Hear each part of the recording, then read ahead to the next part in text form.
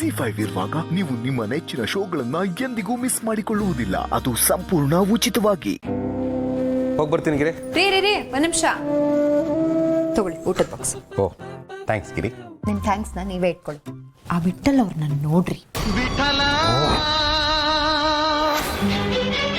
ಅಯ್ಯ ಇಲ್ಲಿ ನೋಡ್ರಿ, ಅವ್ರ ಹೆಂಡತಿ ಅವ್ರಿಗೆ ದಿನ 2 ಬಾಕ್ಸ್ ಕೊಟ್ಟು ಕಳಿಸ್ತಾರೆ.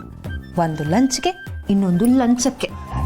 ನಾನು ಇದ್ದೀನಿ, ಜೀವನ ಪೂರ್ತಿ ನಿಮ್ಗೆ 1 ಬಾಕ್ಸ್ ಕೊಟ್ಟು ಕಳ್ಸೋದೇ ಆಗೋಯ್ತು. ಏ Giri, what nonsense are you talking? ಅಲ್ಲ, ನಾನು ಮಾಡೋ ಕೆಲಸಕ್ಕೂ ಲಂಚಕ್ಕೂ ಸಂಬಂಧನೇ ಇಲ್ಲ. ಹಾಗೊಂದು ವೇಳೆ ಟೇಬಲ್ ಕೆಳಗಡೆ ವ್ಯವಹಾರ ಇದ್ದರೆ ನಾನು ಖಂಡಿತ ಮಾಡಲ್ಲ ಅಂತ ನೀವು ಚೆನ್ನಾಗಿ ಗೊತ್ತು ತಾನೆ.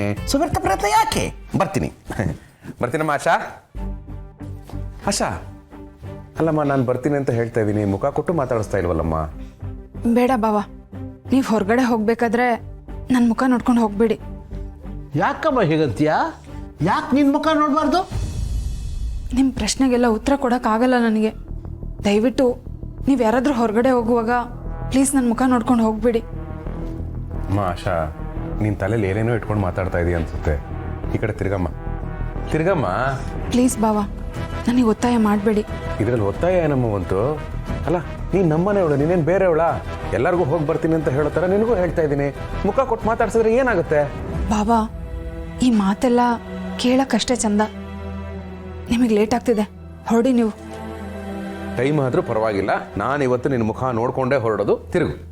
ಬೇಡ ಬಾವಾ, ಮೊದಲೇ ಗಂಡನ್ ತಿನ್ಕೊಂಡೋಳು ಅಂತ ಪಟ್ಟ ಕೊಟ್ಟು ಅಪ್ಶಕುನ ಅಂತೆಲ್ಲ ಕರೆದಿದ್ದಾರೆ. ನೀವೇನಾದರೂ ನನ್ನ ಮುಖ ನೋಡ್ಕೊಂಡು ಹೋಗಿ ಹೆಚ್ಚು ಕಮ್ಮಿ ಆಗ್ಬಿಟ್ರೆ ಬೇಡ ಬಾವಾ. ಓ, ಇದು ವಿಷಯ. ಸರಿ, ಇವತ್ತು ಟೆಸ್ಟ್ ಮಾಡೇ ಬಿಡೋಣ. ಅದೇನಾಗುತ್ತೋ ನಾನು ನೋಡ್ತೀನಿ, ನಿನ್ನ ಮುಖ ತೋರಿಸು. ದಯವಿಟ್ಟು ನನಗೆ ಕ್ಷಮಿಸಿ ಬಾವಾ. ಅಲ್ಲಮ್ಮ ಆಶಾ,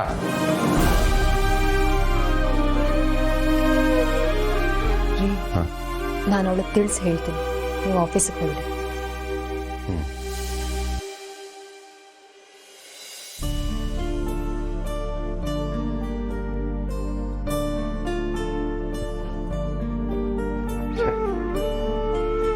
ಪಾಪ ಈ ಹುಡುಗಿಗೆ ಹೇಗಂತ ಅರ್ಥ ಮಾಡಿಸೋದು?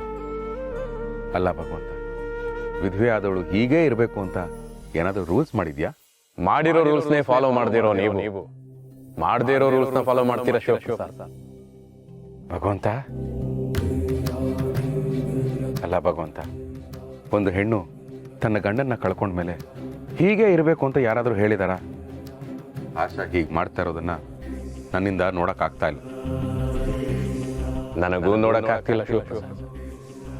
ನನ್ನ ಸೃಷ್ಟಿ ನೋವನ್ನು ಬಯಸ್ತಾ ನಾನು ಹೇಳದೇ ಇರೋ ದಾರಿಯಲ್ಲಿ ಹೋಗೋದನ್ನ ನೋಡಕ್ಕೆ ನನಗೆ ತುಂಬಾ ಕಷ್ಟ ಆಗ್ತಿದೆ. ನೋಡಿದ್ಯಾ, ನಿನಗೆ ಕಷ್ಟ ಆಗ್ತಿದೆ ಅಂತ ಹೇಳ್ತಿದ್ಯಾ. ಹಾಗಿದ್ಮೇಲೆ ಪಾಪ ಆಕೆ ಗಂಡನ್ನ ಯಾಕೆ ಕಿತ್ಕೊಂಡೆ? ಹೂವನ್ನ ಸೃಷ್ಟಿ ಮಾಡೋದಷ್ಟೇ ನನ್ನ ಕೆಲಸ ಶಿವಪ್ರಸಾದ್. ಆದ್ರೆ ಅದನ್ನ ಗಿಡದಿಂದ ಕಿತ್ಕೊಳ್ಳೋದು ನೀವುಗಳೇ ತಾನೆ. ಹಾ, ಕಿತ್ಕೊಂಡ್ರು ನಿನ್ ಪಾದಕ್ಕೆ ತಾನೇ ಬಂದು ಅರ್ಪಿಸ್ತೀವಿ. ಅದಕ್ಕೆ ಆಶಾ ಮುಡಿಯಲ್ಲಿ ಹೂವು ನನ್ನ ಪಾದಕ್ಕೆ ಬಂದು ಸೇರಿದೆ.